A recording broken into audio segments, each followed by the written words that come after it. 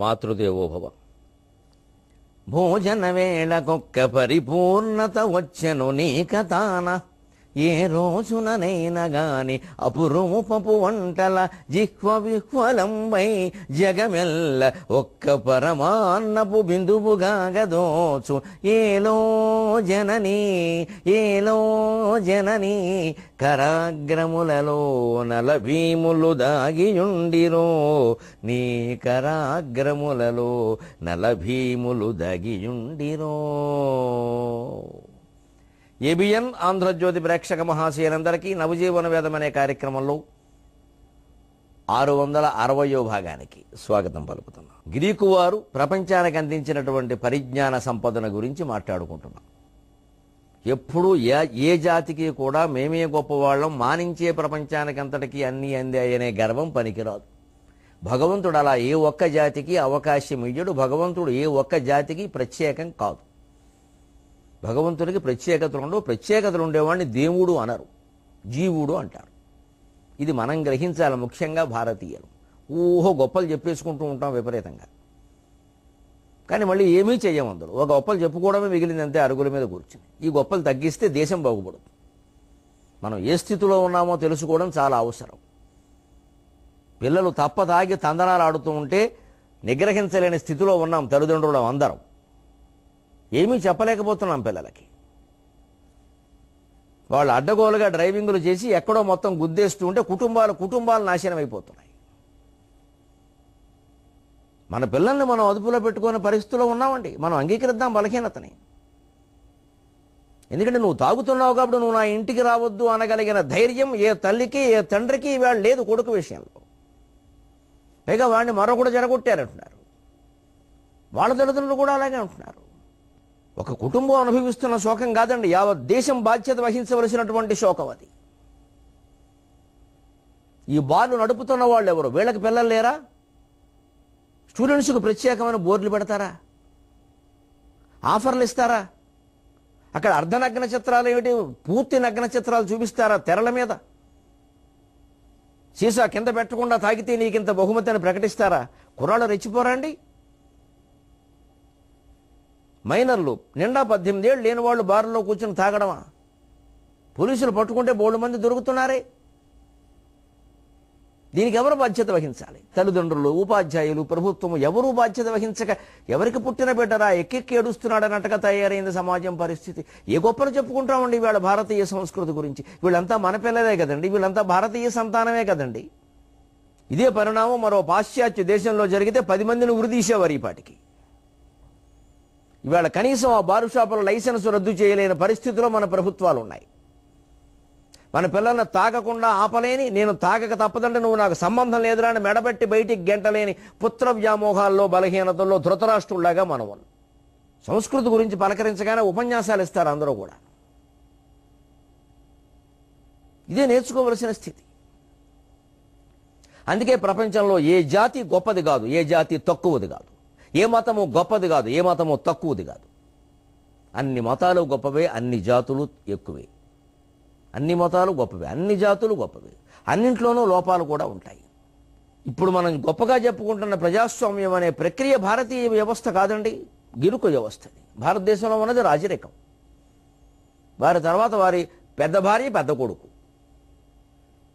ఒక్కరోజు తేడాలో పుట్టిన చోట కూడా మహాయుద్ధాలు, గొడవలు జరిగిన, అంతర్ఘర్షణలు జరిగిన ఘట్టాలు మన పురాణాల్లోనే ఉన్నాయి. రాముడు లాంటి వాళ్ళు ఈ దేశంలో పుట్టినందుకు మనం గర్విద్దామా? కైక లాంటి వాళ్ళు, మందర లాంటి వాళ్ళు కూడా ఉన్నారని ఏడుద్దామా? అందరూ ఇక్కడే ఉన్నారు. ధర్మరాజు ఇక్కడే ఉన్నాడు, దుర్యోధనుడు ఇక్కడే ఉన్నాడు. వాళ్ళెవరు విదేశీయులు కాదే. దుర్యోధనుడు ఎవరు విదేశాలు వాళ్ళు ఉపదేశాలు చేయలా, ఇక్కడే తయారయ్యాడు.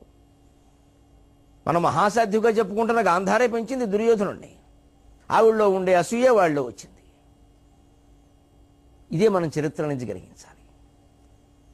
ఇవాళ మనం భారతదేశం ప్రజాస్వామిక దేశం అనుకుంటున్నామే. ఆ ప్రజాస్వామ్యానికి మూలం గ్రీకు దేశం.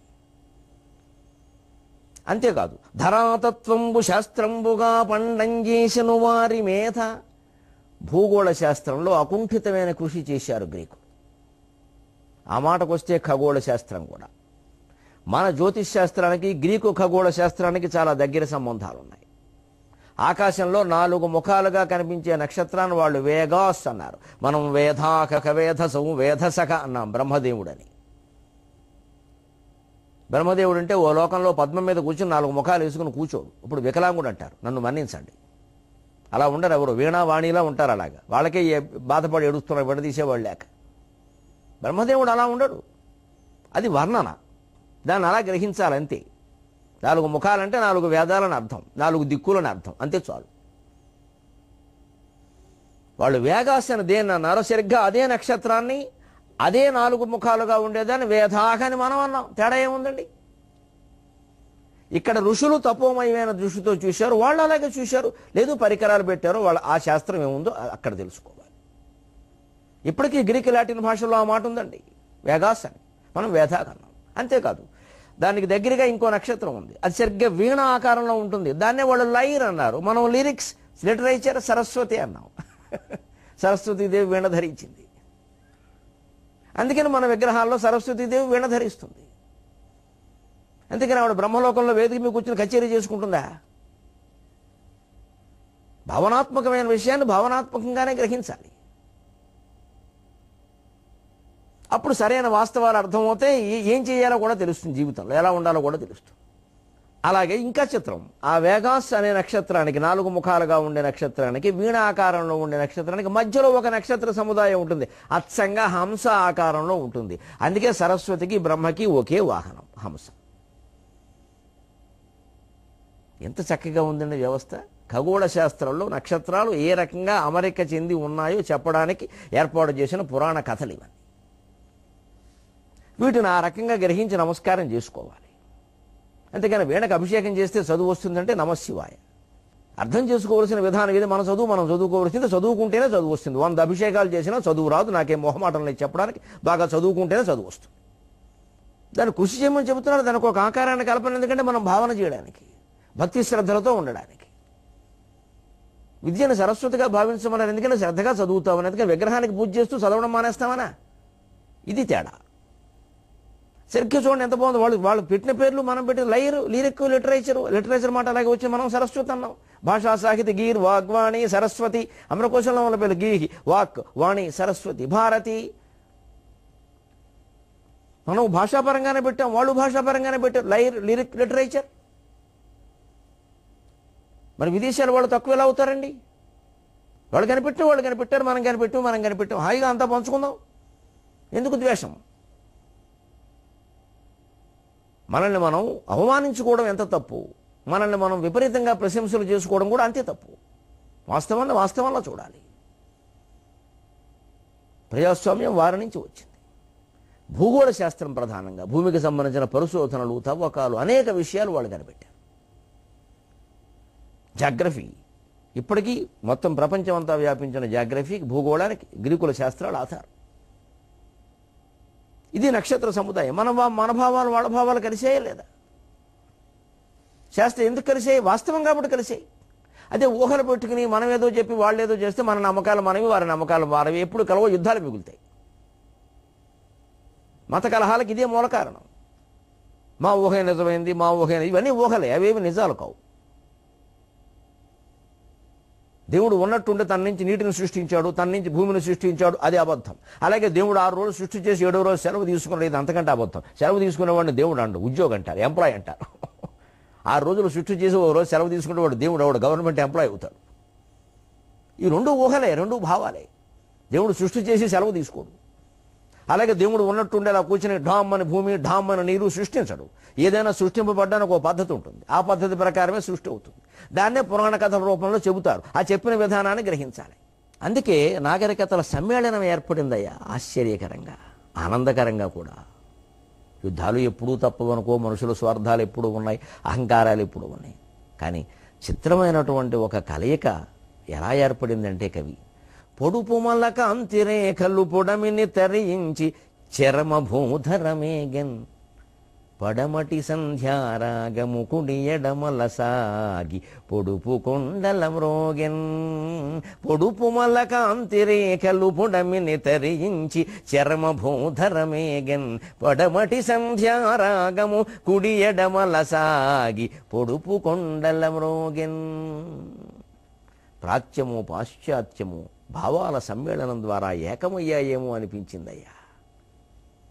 పొడుపుమల కాంతిరేఖలు, తూర్పు కొండ మీద సూర్యోదయ కాంతిరేఖలు ఉన్నాయి. అవి పుడమిని తరించి, సూర్యరథం సాయంత్రం అయ్యేసరికల్లా పడమటికి ఎడుతుంది అని భావన చేసినట్టే ఆ భూమండలాన్ని మొత్తం తరించి చరమభూధరమేగన్ పశ్చిమ శిఖరానికి, పశ్చిమ పర్వత శిఖరానికి చేరుకున్నాయి. అంటే ప్రాచీన దేశంలో పుట్టినటువంటి శాస్త్రాల విశేషాలు పాశ్చాత్య దేశాలకి వ్యాపించే విషయం అది. దాన్ని కవితారూపకంగా ఎలా చెప్పాలి? భారతీయులు పడవలపై నెక్కి విదేశములకేగి అక్కడెన్నియో శస్త్రంబులు బోధించిరి. దీన్ని పేపర్లో వార్త అంటాం, కవిత్వం అనం. పొడుపుమల కాంతిరేఖలు పుడమిని తరించి చరమ భూధరమేగన్ అంటే ఇదే భావాన్ని కవిత్వంలో చెప్పారు అంటాం. తేడాది. ఇప్పుడు మళ్ళీ అటు నుంచి ఇటు వచ్చిందిగా. అది ఎలా వచ్చింది? పడమటి సంధ్యారాగము కుడి ఎడమగసాగి పొడుపు కొండల మ్రోగెన్. పడమటి సంధ్యారాగం పూర్వం ఒక చలనచిత్రానికి పేరు కూడా ఇది. కందపద్యం రచించడం ఎంత సులభమో చూడండి. హాయిగా సినిమాల పేర్లు, మనుషుల పేర్లు కూడా కందపద్యంలో ఇముడిపోతాయి. పడమటి సంధ్యారాగము కందపద్యంలో 1వ పాదం 3వ పాదం ఏదైనా సరే ఇముడిపోతుంది. పశ్చిమ దిక్కున ఉన్నటువంటి సంధ్యారాగం అంటే పాశ్చాత్య విజ్ఞాన సంపద. అది కుడి ఎడమల సాగి, కొంచెం కుడి ఎడమగా అంటే ఉద్దేశం ఏమిటి? అక్కడ కొంచెం అటు ఇటు మార్పులు పొందింది. వచ్చిందా లేదా? ఇంగ్లీషు భావకవిత్వం మన దగ్గరకు వచ్చిందా లేదా? మన తెలుగు సాహిత్య ప్రక్రియల్లో ఒక అవధానం, సాహిత్య రూపకం, యక్షగానం ఇలాంటివి కొన్ని తప్పితే, హరికథలు ఇలాంటివి తప్పితే చాలా భాగం ఇటు సంస్కృతం నుంచైనా ఏర్పడ్డాయి, ఇంగ్లీషు నుంచైనా ఏర్పడ్డాయి. సాహిత్య చరిత్రలో ఎక్కడ చూసినా కథానిక అనగానే ఇంగ్లీషు కథానికలు చెబుతారు. మొదటి కథానిక ఏదంటే గురజాడ వారు దిద్దుబాటు అన్నారు. ఆయన ఎప్పుడు పుట్టారు? 1910. 19వ శతాబ్దం చివరిలో 1910లో ఆయన స్వర్గస్థుడయ్యాడని దాన్ని. మరి అప్పుడు అంతకుముందు ఇంగ్లీషు వాళ్ళు వచ్చి అప్పటికే 200 ఏళ్ళు అయింది. 1850, 60 ప్రాంతాల్లో పుడితే ఆయన 1910 వరకు ఉంటే మొదటి కథ ఆయనది అని మనం పరిశోధనలు అన్నీ చేసి అంగీకరించాం కదా, దిద్దుబాటు కంటే ముందు కథ లేదని. అంటే మరి ఈ రకమైన కథానిక సాహిత్యం ఎక్కడి నుంచి వచ్చింది? అలాగనే కథలు లేవా? అదేమిటది? పంచతంత్ర కథలు ఏమవుతాయి? సంస్కృతంలో ఉండే కథలు ఏమవుతాయి? బృహత్ కథా మంజరి ఏమవుతుంది? ఎప్పటిది? అంటే మనం కథానిక అనేటువంటి అజ్ఞానంలో, ప్రక్రియ అజ్ఞానంలో ఏం చేస్తున్నాము అంటే ఏదో ఆధునికంగా వారపత్రికల్లో వచ్చే కథల గురించే మాట్లాడుతున్నాం. ఏడు చేపల కథ ఎప్పటిది? ఎవడు లెక్కన గడతాడు? ఎప్పటి నుంచి ఉంది కథా సాహిత్యం ఈ దేశంలో? మన వాళ్ళు ఏమంటారు? లిఖిత సాహిత్యం అంటారు, మౌఖికం అంటారు, 100 రకాలు విడదీస్తారు. లిఖితమైనా మౌఖికమైన సాహిత్యం సాహిత్యం. ఆ మాటకు వస్తే సంస్కృత సాహిత్యంలో ఉండే ప్రక్రియలు ఏ భాషలో ఏ జాతిలో లేవు అసలు. అందుకే ప్రపంచంలో అనేక భాషలకు మూలం సంస్కృత భాష అంటారు. అందులో ఉన్న ప్రక్రియలు ఎక్కడా లేవండి. అది అంగీకరించాల్సిన విషయం. అది మనది కాబట్టి కాదు, నిజం కాబట్టి. మనది కాబట్టి కాదు, నిజం కాబట్టి. ఇది గుర్తుపెట్టుకోవాలి జీవితంలో అన్ని విషయాలు. మనది కాబట్టి కాదు, నిజం కాబట్టి. నిజం కాబట్టి మన లోపం కూడా అంగీకరించాలి. నిజం కాబట్టి మన వైభవం కూడా అంగీకరించాలి. అప్పుడు నిజం మీద ఆధారపడతాం, మనం మీద ఆధారపడం. ప్రపంచంలో అన్ని రకాల సంసారంలో ఘర్షణల దగ్గర నుంచి సమాజంలో ఘర్షణల వరకు ఈ నిజమా మనమా అది అక్కడ వస్తుంది. ఇష్టమా ధర్మమా అదే ఘర్షణ.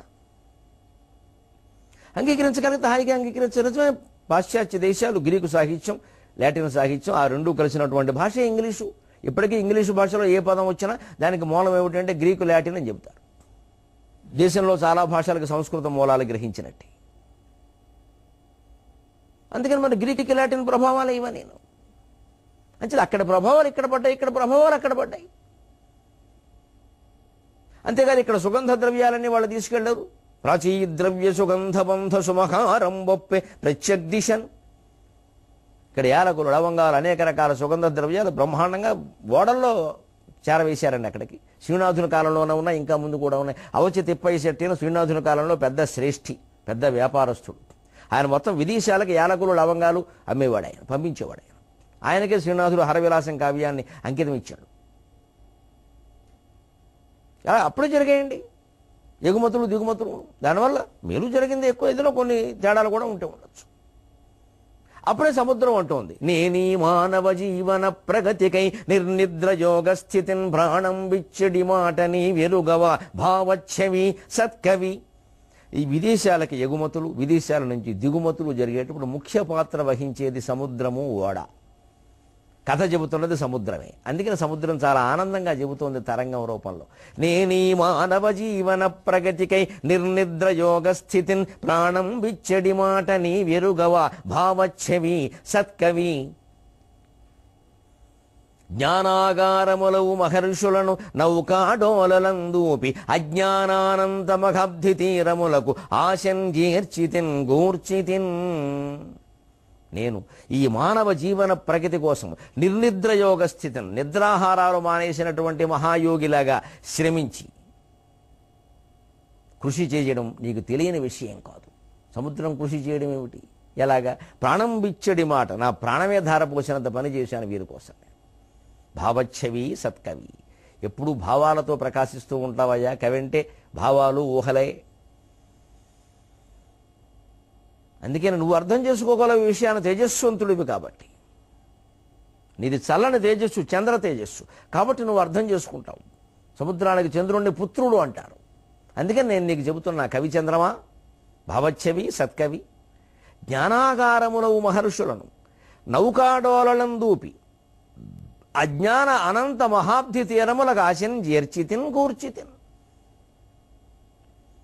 ఒక్క మాట మనం గర్వంగా చెప్పుకోవలసిన విషయం భారతదేశాన్ని గురించి, సంస్కృతుల గురించి. ఏతద్దేశ ప్రసూదస్య సకాశాదగ్రజన్మనః స్వం స్వం చరిత్రం తిష్ఠేరన్ స్వం స్వం చరిత్రము శిక్షేరన్ పృథివ్యాం సర్వమానవాక.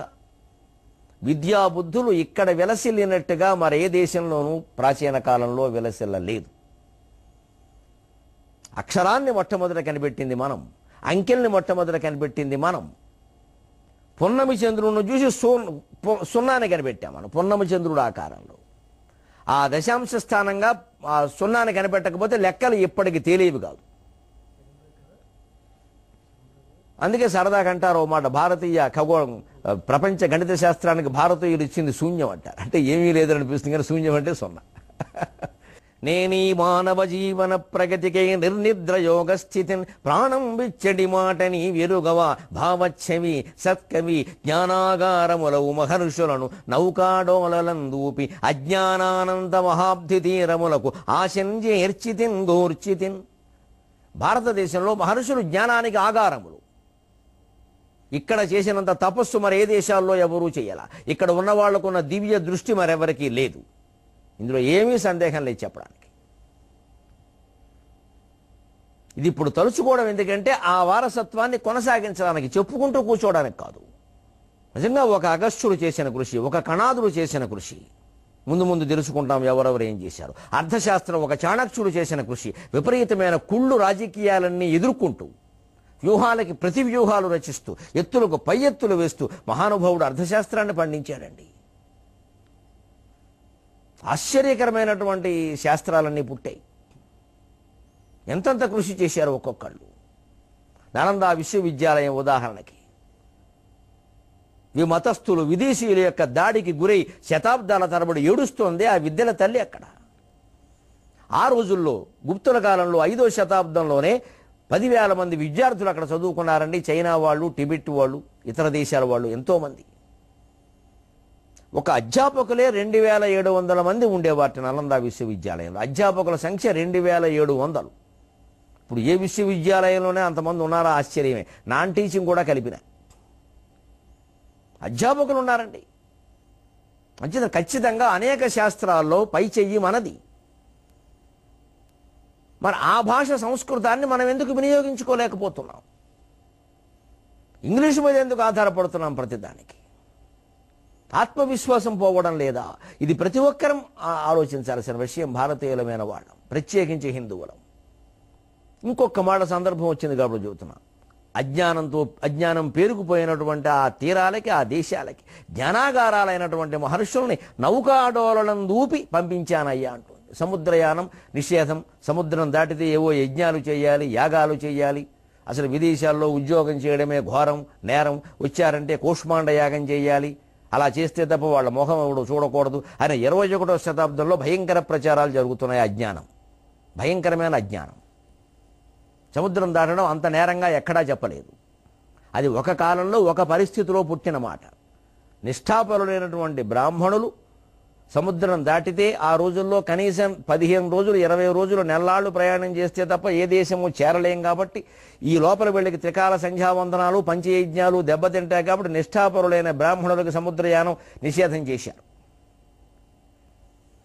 శాస్త్రజ్ఞులు విద్వాంసులైన వాళ్ళకు కాదు, షట్కర్మ నిష్ఠాపరులై తమ ఇంట్లో తామే ఉండి బ్రాహ్మణ కర్మ నిర్వర్తించుకోవలసిన వాళ్ళకి. అందుకని విద్వాం సర్వత్ర పూజ్యతే. విద్వాంసులు విదేశాలు ఏమిటి ప్రపంచమంతా తిరుగుతాడు. అవకాశం ఉంటే చంద్రమండలానికి ఎడతాం. కాదనడానికి ఎవరు సరిపోతారండి? దోషం ఎలా అవుతుందండి? ఒక కాలంలో ఒక దశలో పుట్టిన ధర్మం అది.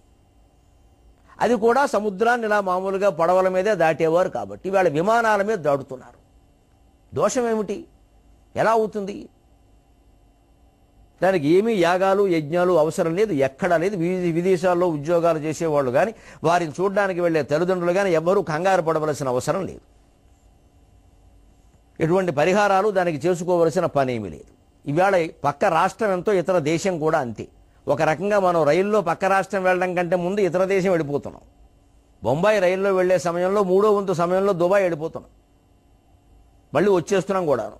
ఈ కాలంలో ఆ మాటలు మాట్లాడితే ఎలాగ? దాన్నే చేదస్తాం అంటారు. ఒక 100 ఏళ్ళు వెనక్కి తీసుకొడుతున్నాం ప్రపంచాన్ని. ఎంతో కష్టపడి సంస్కృతుల మార్గంలో అభివృద్ధి సాధించిన ప్రపంచాన్ని వెనక్కి తీసుకొడుతున్నాం మనం మన మాటల ద్వారా. ఇదో పిచ్చి. అప్పుడే జరిగింది ఈ పరిణామాలన్నీ. వెళ్ళారు విద్వాంసులు, వెళ్ళారు. ఏదో సత్కర్మ నిష్ఠాపరులైన బ్రాహ్మణులు వాళ్ళు యజనం యాజనం అధ్యయనం అధ్యాపనం దానం ప్రతిగ్రహణం ఇవన్నీ పాటించేటువంటి ఊళ్ళో ఉండే పురోహితుడు ఎలా పెడతాడండి? పెడితే ఇక్కడ ఏమవుతాయండి? ఏం చేస్తారు వీళ్ళు? ఆ నెలంతా సముద్రంలోనూ పంచయజ్ఞాలు అవి కుదరక మానేస్తారు. అక్కడికి వెడతారు. అక్కడ అసలే కుదరవు. అక్కడ వాతావరణం అంతా లేచులే. వీళ్ళ దగ్గర చేస్తే కూడా పాపం వీళ్ళ గాయత్రి మంత్రం వీళ్ళకి వినపడకూడదని ఈ బ్రాహ్మడికి శాదస్తం పెరుగుతుంది. ముందు ఈయన జపించడం ప్రధానం కాదు, వారికి వినపడకుండా ఉండడమే ప్రధానం. ఇదో అహంకారం. వారికి వినపడితే ఏమవుతుందో అని బెంగ తెప్పితే నేను జపించకుండా ఉంటే ఏమవుతుందని ఆలోచించద్దండి. అలా ఆలోచించం. ముందు వారెవరు వారు జపించకుండా ఉండడమే మనకు కావాలి. మనం కూడా జపించకపోయినా పర్వాలా. ఇలాంటి అహంకారాలు ఇప్పటికీ చూస్తున్నాం కొందరిలో. అంచేతన అప్పుడు ఉంటాయి ఇవన్నీ. అందుకనే పూర్వం వాళ్ళు ఏం చెప్పారు, ఇలా ఒక్కసారి అలవాటు పడితే నిషేధాలకి వీరు చేయకుండా ఉండడానికి వీళ్ళు ఇంటికి వచ్చాక ఇంకా చేయరు. అందుకని ఆ నిష్ఠాపరులు వెళ్ళొద్దన్న ముఖ్యంగా సన్యాసులు పీఠాధిపతులు వాళ్ళకి నిషేధం చేశారు. నిజానికి వాళ్ళకి ఇప్పటికీ నిషేధం చేయడమే మంచిది. వాళ్ళు వెళ్లకుండా ఉండడమే మంచిది. ఎందుకంటే సన్యాసులు విదేశాలు వెళ్ళి ఏం చేస్తున్నారో బాగా చూస్తున్నాం. కోట్లు కోట్లు పట్టుకొస్తున్నారు అక్కడి నుంచి. హనుమాన్ చాలీసా పారాయణ అన్నాం, స్వామీజీతో పారాయణ అన్నాం, $1000 పెట్టడం టికెట్. అది పవిత్రంగా భావించి వాళ్ళు డబ్బులు ఇవ్వడం. ఇక్కడికి వస్తే మొత్తం పేరుకుపోతున్నాయి కోట్లు కోట్లు బ్లాక్ మనీ. ఎక్కడ అకౌంట్స్ ఉండవు వీటికి. అకౌంట్స్ కోసం ఎవడన్నా వస్తే వాడిని ఆశీర్వదించేది జరుగుతున్న అందరికీ తెలుసు పేర్లక్కల్లా. ఇందుకు వీళ్ళకి నిషేధం చేయాల్సింది. సన్యాసి ఏమిటి? అన్ని కోరికలు పరిస్థితించడం ఏమిటి? కాషాయం కట్టడం ఏమిటి? విదేశాల పని ఏమిటి? అసలు అవసరమైతే పీఠాన్ని చూడడానికి వాళ్లే వస్తారు. ఇప్పటికీ శంకరాచార్య స్థాపించినటువంటి చతుర్మఠాలు, ద్వారకా మఠం, పూరీ మఠం, శృంగేరి మఠం, పరమ పవిత్రమైన మఠం శృంగేరి మఠం, దక్షిణామ్నాయ శృంగేరి పీఠం, బదరీ మఠం, చతుర్మఠాల వాళ్ళు ఎట్టి పరిస్థితుల్లోనూ విమానం ఎక్కరండి, విదేశాలు వెళ్ళరండి. విమానం ఎక్కడం దోషం కాదు, విదేశాలు వెళ్ళడం. వాళ్ళు వెళ్ళరండి. వాళ్ళు పీఠాధిపతులు, వాళ్ళు సన్యాసులు. వాళ్ళు ఆ ధర్మానికి కట్టుబడి ఉంటారు. ఎందుకంటే మఠామ్నాయంలోనే ఉంది స్పష్టంగా. శంకరాచార్య రచించిన మఠామ్నాయంలోనే ఉంది ఆ నిష్ట. వాళ్ళు ఈ దేశంలో మాత్రం తిరగమన్నారు, ఖచ్చితంగా తిరగమన్నారు, ధర్మ ప్రచారం చేయమన్నారు. అసలు ఎక్కువ కాలం ఓ చోట ఉండొద్దని కూడా చెప్పారు మఠామ్నాయంలో శంకరాచార్య. శంకరాచార్య ఉపదేశ గ్రంథాల్లో మఠామ్నాయం అని చాలా గొప్పది ఉంది. 4 మఠాలకి కూడా ఎన్ని నియమాలు ఉన్నాయో అన్ని నియమాలు పెట్టారు అక్కడ, రాశారు స్పష్టంగా. ఎవరెవరు ఆచార్యులు, ఏ మఠం ఏ వేదం ప్రచారం చేయాలో, ఏ వేదంలో ఏ మహావాక్యాన్ని ఎక్కువగా ప్రచారం చేయాలో, అక్కడ సన్యాసాశ్రమం స్వీకరించే వారికి ఎవరికి సరస్వతి ఉండాలో, ఎవరికి భారతి ఉండాలో, ఎవరికి తీర్థ ఉండాలో, ఎవరికి గిరి ఉండాలో అన్నీ నిర్ణయాలు చేశారు. ఎక్కడా గీత దాటే అవకాశం లేకుండా. గీత దాటితే ప్రజల్ని ప్రశ్నించవచ్చు అని కూడా చెప్పారు శంకరాచార్య.